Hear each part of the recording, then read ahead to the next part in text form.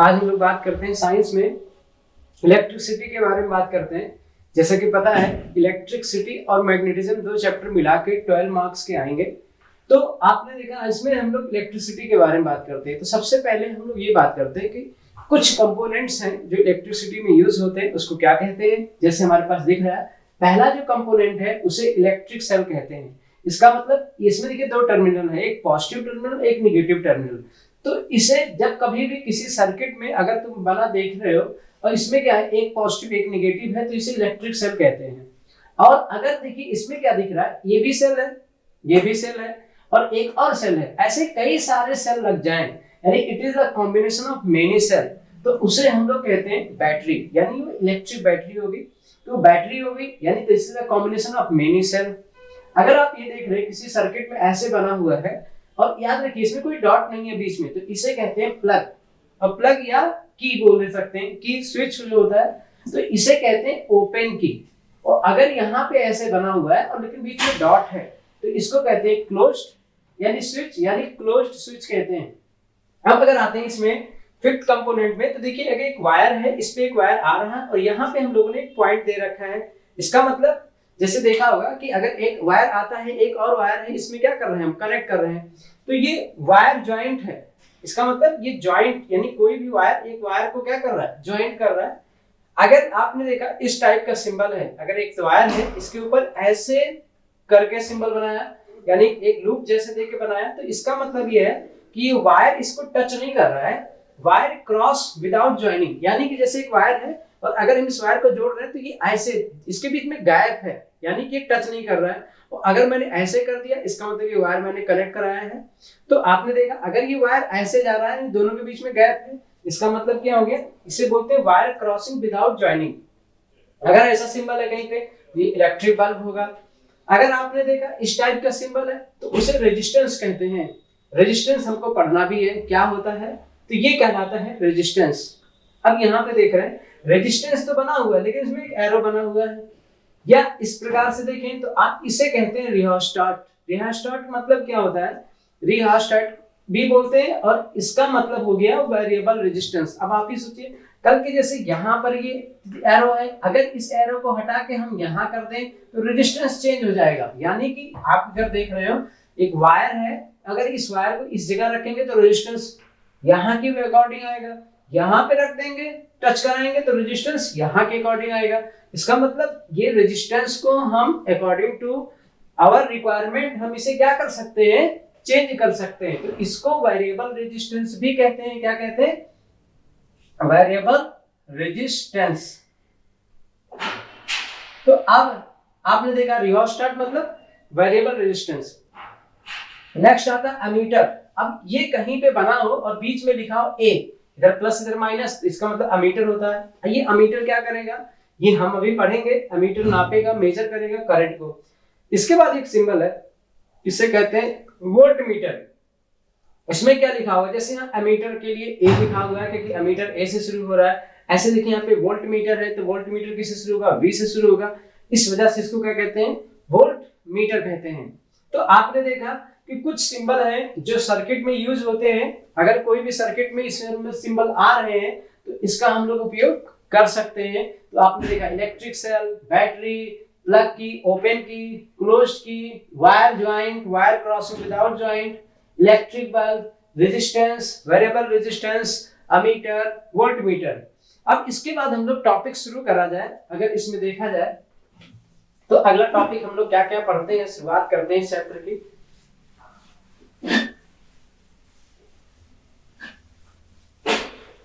तो हमें इसमें सबसे पहले देखना होगा कि इलेक्ट्रिक करंट क्या होता है ना, रेजिस्टेंस क्या होता है, ओम्स का नियम क्या है। एक एक रूल को हम लोग अच्छे से डिस्क्राइब करने की कोशिश करते हैं।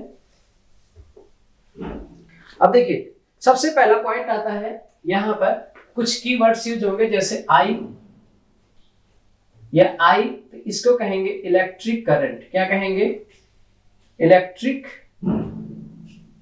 करंट। अब कहीं पर Q या Q, तो इसको कहते हैं इलेक्ट्रिक चार्ज। कहीं पे अगर सिंबल यूज करेंगे, आई हो गया, क्यू हो गया, टी,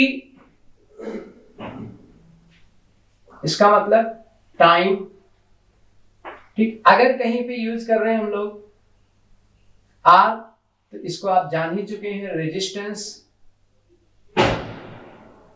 तो अभी इसने कीज को हम लोग जान देते हैं। एक और कीज है हमारे पास वी, तो इसको हम लोग कहेंगे पोटेंशियल। अभी इतने कीवर्ड से हम लोग जानने की कोशिश करेंगे कौन कौन सी डिफिनेशन आती है। तो सबसे पहले बात करते हैं इलेक्ट्रिक चार्ज की। इलेक्ट्रिक चार्ज, जैसा कि पता है इलेक्ट्रिक चार्ज को क्यू से दिखाते हैं या स्मॉल क्यू से दिखा सकते हैं, ठीक। तो अब ध्यान दीजिएगा इलेक्ट्रिक चार्ज क्या होता है। इलेक्ट्रिक चार्ज, जैसे आपको पता है इलेक्ट्रॉन के बारे में बात किया जाए तो इलेक्ट्रॉन क्या होता है, एक निगेटिव एनर्जी है। इलेक्ट्रॉन कितना है, क्या है, निगेटिव एनर्जी है। अब अगर कोई वायर है उससे इलेक्ट्रॉन इमिट हो रहा है, अब जैसे कंडक्टर वायर है, मान लीजिए सपोज दैट इस कंडक्टर वायर से 5 इलेक्ट्रॉन क्या कर रहा है, इमिट कर रहा है। कितने इलेक्ट्रॉन, 5 इलेक्ट्रॉन इमिट। तो पूछ रहे हैं इसका चार्ज क्या होगा। अब ध्यान दो, तो कहने का मतलब क्या होता है, इलेक्ट्रिक चार्ज क्या होता है। अब कहीं पे अगर एक इलेक्ट्रॉन है तो उसे इलेक्ट्रॉन बोलते हैं, बट अगर वही ग्रुप में इलेक्ट्रॉन हो जाए यानी द नंबर ऑफ इलेक्ट्रॉन, तो उसे हम कहते हैं चार्ज। यानी अगर कोई वायर से एक इलेक्ट्रॉन निकल रहा है तो उसे चार्ज नहीं कहेंगे, उसे इलेक्ट्रॉन कहेंगे।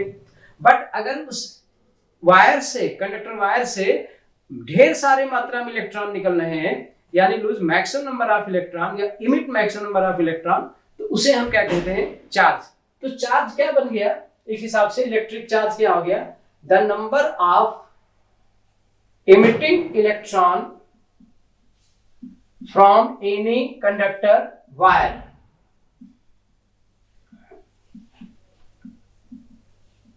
यानी the number of emitting electron from any conductor wire is known as charge. तो फार्मूला क्या बन गया, Q इक्वल टू Ne। क्या फार्मूला बन गया, Q इक्वल टू Ne, या कैपिटल Q लिखिए स्मॉल q लिखिए, तो Q इक्वल टू क्या बन गया, Ne। इसकी यूनिट क्या होती है, कूलम। क्या होती है यूनिट, कूलम। कूलम को किससे दिखाते हैं, C से। फिर समझिएगा चार्ज क्या हो गया, the number of emitting electron from any conductor wire. The number of emitting electron from any conductor wire, यानी कोई भी कंडक्टर वायर है, चालक तार है, उसमें से कितने इलेक्ट्रॉन निकल रहे हैं, कितना इलेक्ट्रॉन उत्सर्जित कर रहा है, उसकी संख्या को ही क्या बोलते हैं हम लोग, कहते हैं इलेक्ट्रिक चार्ज या आवेश। हिंदी में इसे आवेश कहते हैं। तो what is electric charge, what is electric charge या वैद्युत आवेश। तो क्या कहोगे, the number of emitting electron from any conductor wire is known as charge. तो अब एक वायर था जो 5 इलेक्ट्रॉन इमिट कर रहा है, तो इसका चार्ज क्या होगा। तो आप यहाँ पे याद रखिए कि वेयर E इक्वल टू अगर देखा जाए तो 1.6 into 10 की पावर -19 कूलम होता है। तो आप जैसे कोई भी न्यूमेरिकल करना है तो क्या लिखोगे, given N equal to 5 electron, Q equal to question mark. तो फार्मूला क्या होता है, चूंकि Q इक्वल टू Ne, तो Q इक्वल टू N का मान 5 into 1.6 into 10 की पावर -19, तो 16 5 जा 80, यानी 8.0 into 10 की पावर -19 कूलम। तो Q की वैल्यू आ गई। तो इसका मतलब अब आपने देखा कि कभी भी सवाल अगर दिया जाता है, सम्स दिया जाता है कि भैया इलेक्ट्रिक चार्ज बताइए क्या होता है, तो आप क्या कहोगे, number of emitting electron from any conductor wire, यानी Q equal to Ne। N की वैल्यू जो दिया हो, किसी भी वायर से 5 इलेक्ट्रॉन इमिट कर रहा है, किसी भी वायर से, कंडक्टर वायर से 6 इलेक्ट्रॉन इमिट कर रहा है, 10 इलेक्ट्रॉन इमिट कर रहा है, 8 इलेक्ट्रॉन इमिट कर रहा है, तो उसका चार्ज क्या होगा। तो charge equal to Q equal to यानी N की वैल्यू क्या रखोगे, जैसा वो बोलेगा कितना इमिट कर रहा है। तो आपने देखा क्या फार्मूला होता है, Q equal to Ne। Next point बात करते हैं, चार्ज आपने देख ही लिया।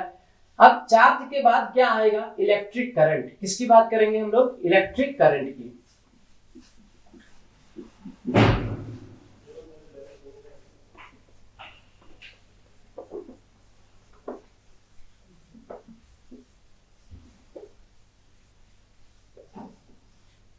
अब देखने की कोशिश करते हैं इलेक्ट्रिक करंट क्या होता है।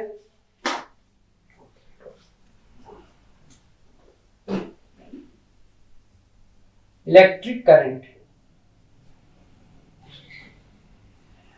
अब देखिए फार्मूला क्या होता है, I equal to Q upon T, है ना, I equal to Q upon T। और इसकी यूनिट होती है एम्पियर। क्या यूनिट होती है? एम्पियर। ए से भी दिखाते हैं।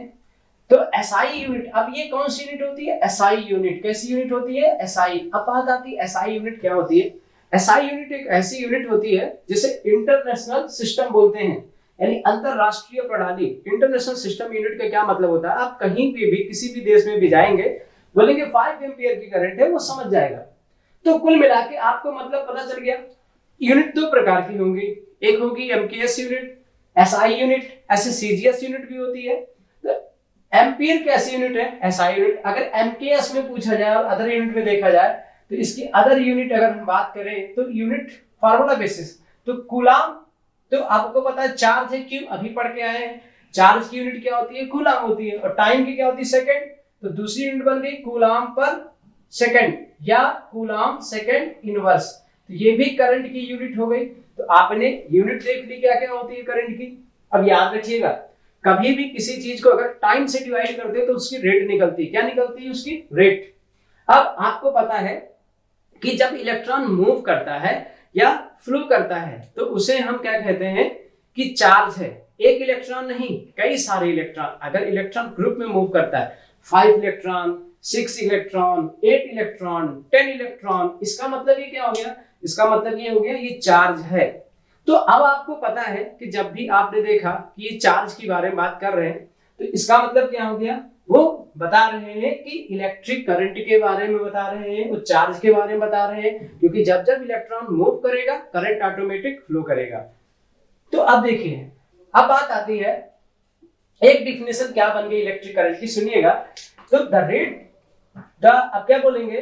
The rate change of flow of charge. तो जो डिफिनेशन क्या है, क्योंकि टाइम से डिवाइड कर रहे हैं तो इसे रेट आ गया। The rate of flow of charge is called current. तो करंट की डिफिनेशन क्या आ गई? The rate of flow of charge from any conductor wire या in any conductor wire, the rate of flow of charge is called electric current. फिर से एक बार सुन लीजिए, the rate of flow of charge is called electric current. क्या formula होता है? I is equal to Q upon T। क्या यूनिट होती है? एम्पियर। दूसरी यूनिट क्या होती है? एम्पियर में देखिए ये एसआई यूनिट हो गई। तो चार्ज की यूनिट क्या होती है? कूलाम। टाइम की क्या होती है? सेकंड। तो कूलाम पर सेकंड या कूलाम सेकंड, ऊपर जाएगा पावर तो -1 हो सकता है। दूसरी डिफिनेशन क्या बन जाएगी अगर इसको देखा जाए? If T is equal to 1 second, तो I is equal to कितना आ जाएगा? Q, ampere. तो आपने क्या देखा? आपने कहा कि व्हाट इज करंट? करंट वो चार्ज, फ्लो ऑफ चार्ज है जो यूनिट टाइम में हो रहा है, यानी इन एनी कंडक्टर वायर। अब जैसे कंडक्टर वायर है तो इन यूनिट टाइम जितने भी चार्ज फ्लो हो रहे हैं, फिर से बात करो, चार्ज अभी हम लोग सीख के आए हैं। What is charge? The number of emitting electron. तो इन यूनिट टाइम जितने भी चार्ज फ्लो हो रहे हैं, this is called electric charge. तो आपको पता होगा, यानी कि जो चार्ज फ्लो हुए थे उसे कहते हैं emitting of number of electron from any conductor wire, और इलेक्ट्रिक चार्ज, यानी कि जितने भी इलेक्ट्रॉन इमिट हो रहे हैं कंडक्टर वायर से, उनकी जो संख्या है वही इलेक्ट्रिक चार्ज है। अब ये चार्ज जो फ्लो हो रहा है कितने टाइम में? यूनिट टाइम में या 1 सेकंड में, तो फ्रॉम एनी कंडक्टर वायर या in any conductor wire in unit time the flow of charge is called electric current. तो इलेक्ट्रिक करंट की डेफिनेशन क्या बन गई? The flow of charge in unit time is called electric current. तो फिर से आप समझ लीजिए, the flow of charge in unit time is called current. अब ये किसकी होगी? जिस भी कंडक्टर वायर में ऐसा हो रहा होगा। तो अब आपने इसको देख लिया। अब सबसे बड़ा पॉइंट आता है कि आपने कहा डिफिनेशन भी देख लिया, एम्पियर। अब बात आती है करंट को मेजर कैसे करते हैं। तो करंट को हमेशा कैसे मेजर करते हैं? एम्पियर में। किसे मेजर करते हैं? एम्पियर। तो करंट की एसआई यूनिट क्या होगी? एम्पियर। ठीक, तो अब किसके द्वारा मेजर करते हैं? तो वो एमीटर है। एमीटर का सिंबल आपने देख ही रखा था। एमीटर कैसे बनता है? तो आपको पता है एमीटर, ये एमीटर का सिंबल है। तो यही क्या करता है? करंट को मेजर करता है। क्या करता है? करंट मेजर करता है। एमीटर के जरिए ही हम करंट को क्या करते हैं? मेजर करते हैं। तो आपको पता चल गया होगा। अब बात आती है, इसमें सबसे ज्यादा इंपॉर्टेंट बात करें तो 1 एम्पियर की डिफिनेशन बहुत इंपॉर्टेंट है। 1 एम्पियर। अब ये डिफिनेशन काफी ज्यादा इंपॉर्टेंट है, कई बार पेपर में पूछी गई है। Very very most important. तो आपको पता है 1 एम्पियर की डिफिनेशन बहुत ही ज्यादा इंपॉर्टेंट है, कई बार ये पेपरों में आ चुका है कि व्हाट इज 1 एम्पियर। तो 1 एम्पियर क्या होती है इसको समझने की कोशिश करते हैं। ठीक, जैसा कि पता है I इक्वल टू क्या होता है Q अपॉन T। तो आपको पता है ये, देखिए अब आप खुद समझिए, अगर Q और T का मान 1 हो जाए तो यह क्या कहलाएगा 1 एम्पियर। तो हमने क्या कहा, if T is equal to 1 second, Q is equal to 1 coulomb, तो I इज इक्वल टू कितना आ गया 1 upon 1, I is equal to 1। और ये क्या बन गया, अगर इसको देखा जाए तो इसको कहते हैं I इज इक्वल टू 1 को 1 से डिवाइड, एम्पियर है 1 को 1 से डिवाइड करेंगे तो क्या आएगा 1 एम्पियर। तो देखिए डिफिनेशन बनके क्या हो गई, तैयार हो गई। तो 1 एम्पियर की डिफिनेशन क्या बन गई, तो क्या बोलते हैं, the flow of charge is 1 coulomb in unit time. यानी कि अगर कोई भी कंडक्टर वायर है वो यूनिट टाइम में यानी 1 सेकंड में जो चार्ज फ्लो हुआ वो 1 कूलम का हुआ, तो उस कंडक्टर वायर की जो करंट होगी वो 1 एम्पियर की होगी। क्या मतलब है, the flow of charge 1 coulomb in unit time is known as 1 ampere of that conductor wire. यानी in any conductor wire if in unit time the flow of charge is 1 coulomb, the current obtain in that conductor wire is known as 1 ampere.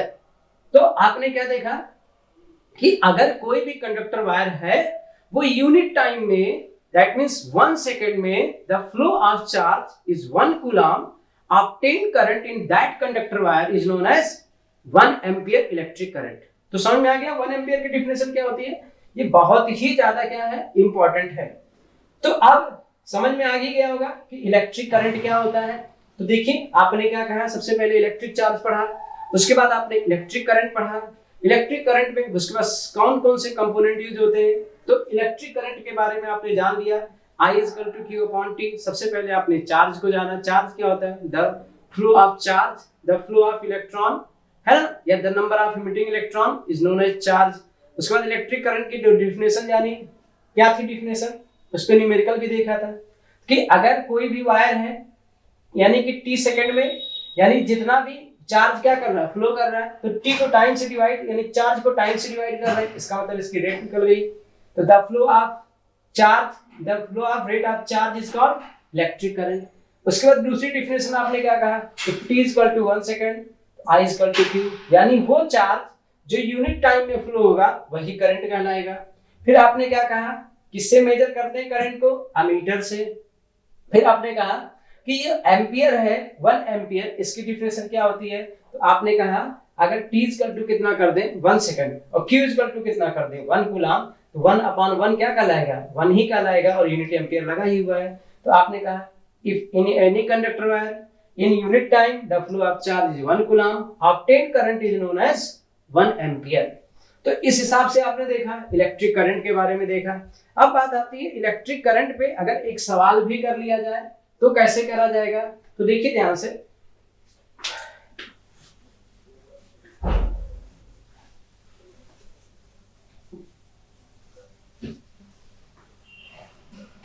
अब मान लीजिए कोई conductor wire है, t is equal to 5 second दे रखा है। इन 5 second जो चार्ज है, चार्ज आ गया मान लीजिए 30 कूलम। तो पूछ रहे करंट बताओ। एक ऐसा कंडक्टर वायर है जो 5 सेकेंड में 30 कूलम का चार्ज फ्लो कर रहा है, तो उस कंडक्टर वायर की क्या बनानी है इलेक्ट्रिक करंट।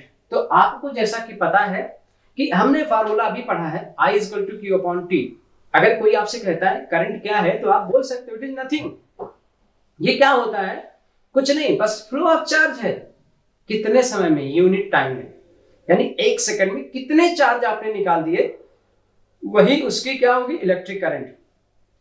तो चलिए आइए कैलकुलेट करते हैं। जब भी न्यूमेरिकल करना होगा तो सबसे पहले गिवन लिखा करिएगा और हर चीज को यूनिट से पहचानने की कोशिश करिएगा।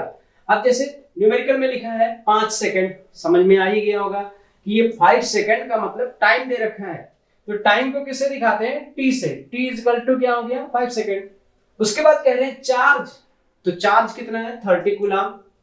तो आपको पता चल गया ये क्या दे रखा है, Q दे रखा है 30। अब पूछ रहे हैं टाइम दे दिया, चार्ज दे दिया, पूछ रहे हैं आपसे करंट बताओ। तो अब आपको पता है current is equal to question mark, तो करंट इज इक्वल टू क्या लगा देंगे, क्वेश्चन मार्क। तो अब फार्मूला क्या होता है, चूंकि I is equal to Q upon T, तो I इज इक्वल टू कितना बन गया, Q की वैल्यू कितनी दे रखी है 30 और T की वैल्यू कितनी दे रखी है 5, तो 5 6 30, तो I इज इक्वल टू कितना आ गया 6 एम्पियर। तो I इज इक्वल टू कितना एम्पियर आ गया 6 एम्पियर। इसका मतलब क्या हो गया कि जो करंट है वो कितनी होगी 6 एम्पियर की होगी। अब आपने कहा कि इसको तो हमने देख लिया, तो अब बात आती है कि करंट कैसे फ्लो होता है उसको देखते हैं। तो देखिए आपके पास मान लीजिए जैसा कि आपने देखा सेल होता है, तो सेल में कितने टर्मिनल है 2। तो अब मान लीजिए एक आपके पास एक टर्मिनल है पॉजिटिव और एक टर्मिनल है कैसा नेगेटिव। तो अब याद रखिए इसे बोलते हैं पॉजिटिव टर्मिनल, इसको बोलते हैं नेगेटिव टर्मिनल। अभी एक यूनिट डिफिनेशन और हम लोग सीखेंगे, वोल्टेज के बारे में सीखेंगे, उसको देखते हैं अभी। तो ये पॉजिटिव टर्मिनल हो गया और ये कौन सा हो गया नेगेटिव टर्मिनल। तो अब आगे इसको बोलते हैं हाई वोल्टेज, इसको कहते हैं लो वोल्टेज। अब याद रखिए इसमें जो करंट का फ्लो होता है वो कैसे होता है, वो high voltage to low voltage होता है। और इलेक्ट्रॉन या चार्ज कैसे मूव करता है, क्या बोलेंगे low voltage to high voltage. तो आपको पता चल गया अगर आपसे कोई कहता है करंट कैसे मूव करता है, तो पहली बात क्या हो गया high voltage to low voltage किसकी डायरेक्शन है, करंट की डायरेक्शन है। अगर कोई कहता है चार्ज कैसे मूव करता है इलेक्ट्रॉन, तो क्या बोलेंगे low voltage to high voltage. सबसे बड़ा पॉइंट आता है अगर आपसे कहता है कोई भी कहता है कि करंट और इलेक्ट्रॉन की डायरेक्शन कैसे होती है यानी कि चार्ज की, आप हमेशा क्या बोलेंगे current always flows in opposite direction of charge. तो current is always flow in opposite direction of charge. Current कैसे मूव करेगा positive to negative, charge electron कैसे मूव करेगा नेगेटिव टू पॉजिटिव। इतना हम लोगों ने देखा। तो हम लोगों ने ये भी सीखा कैसे मेजर करते हैं, क्या डिफिनेशन होती है, कौन मेजर करता है, सारी चीजें। अब पॉइंट आता है इसको सर्किट में, इलेक्ट्रिक सर्किट में कैसे कनेक्ट करेंगे अमीटर को। तो अभी याद रखिएगा जब भी अमीटर को सर्किट में जोड़ना होगा तो कैसे जोड़ोगे, तो सबसे पहला पॉइंट आता है मान लीजिए इलेक्ट्रिक सर्किट है,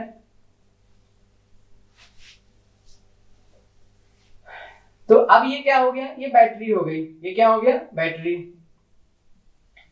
और इसका मान लीजिए पोटेंशियल है भी, जैसा कि अभी हम सीखेंगे पोटेंशियल क्या होता है। अब यहाँ पर एक रेजिस्टेंस या कुछ भी लगा हुआ है, कोई भी चीज कोई भी डिवाइस इसमें क्या हुई है लगी हुई है सपोज दैट। तो अब यहाँ पर क्या हो गया आपको पता है कि मान लीजिए एक बल्ब लगा है, क्या लगा है एक बल्ब। तो अब यहाँ पे एक बल्ब लग गया, तो अब सबसे बड़ा पॉइंट आता है ये सर्किट है, तो एमीटर कहाँ लगाएंगे, तो एमीटर यहाँ पे क्या कर देंगे हम लगा देंगे, यहाँ पे इसके पहले ही लगा देंगे एमीटर। एमीटर ये लग गया। तो यानी अब आपने देखा क्या, ये सब हम लोग अभी बाद में पढ़ेंगे क्या होता है, ये कौन सा कॉम्बिनेशन होता है, ठीक। तो देखिए अब याद रखिए ये कौन सा टर्मिनल है, दिस इज कॉल्ड लॉन्ग वाला पॉजिटिव और जो छोटा वाला वो नेगेटिव। तो अब याद रखिए जो एमीटर का पॉजिटिव टर्मिनल पॉजिटिव से कनेक्ट करिए और नेगेटिव को नेगेटिव वाले सिरे से। तो अब ये याद रखिए जब भी कभी भी करंट का फॉलो करते हैं तो याद रखिएगा यहां से करंट निकलेगी तो इसमें जितनी करंट जा रही है उतनी देखिए यहां पर भी जा रही है, और इसे कहते हैं सीरीज कॉम्बिनेशन। जब करंट का डिवाइड ना हो यानी करंट चली जा रही हो, उसको ये ना कहना पड़े मैं अंग्रेजों के जमाने की जेलर हूं, आधे इधर आधे उधर, है ना। तो अंग्रेजों के जमाने में तो बोलते थे आधे इधर बाकी मेरे पीछे। लेकिन ये मॉडर्न यानी 21वीं सदी के हम लोग जेलर हैं, तो हम लोग ये नहीं बोलते हैं आधे इधर बाकी मेरे पीछे, क्योंकि पता है पीछे कोई है ही नहीं। तो हम लोग क्या बोलेंगे आधे इधर आधे उधर बाकी मैं खुद ही हूं। तो इसका मतलब क्या हो गया, ये जितना भी कॉम्बिनेशन होता है करंट अगर ये डायलॉग मारने लगे इसका मतलब वो क्या हो गया कि पैरेलल हो गया। लेकिन अगर वो चुपचाप चली जा रही है बिना कोई डायलॉग मारे, इतनी निकली उतनी ऐसे चलती चली जा रही है, कोई डिवाइड नहीं होता, इसको बोलते हैं सीरीज कॉम्बिनेशन। तो कल अगर आपके पेपर में पूछ ले भैया ये बताओ सर्किट डायग्राम में जो अमीटर होता है वो कैसे कनेक्ट करते हैं, तो आप बताना सीरीज कॉम्बिनेशन में। किस कॉम्बिनेशन में? सीरीज कॉम्बिनेशन में। और कैसे सर्किट ड्रॉ करो, एमीटर का सर्किट ड्रॉ करके दिखाइए, तो आप ऐसे ड्रॉ कर सकते हैं। बात समझ में आ गया कि नहीं आ गया? तो आपने क्या देखा कि कैसे हम लोग किसी भी सर्किट में इलेक्ट्रिक करंट कैसे डिफाइन करते हैं, कैसे हम लोग इसके डिफिनेशन को फॉलो करते हैं, कैसे इस पे न्यूमेरिकल आएगा, कैसे इस पे सर्किट ड्रॉ करना होगा। बाकी नेक्स्ट टॉपिक को नेक्स्ट पार्ट में लेके आते हैं। That's all.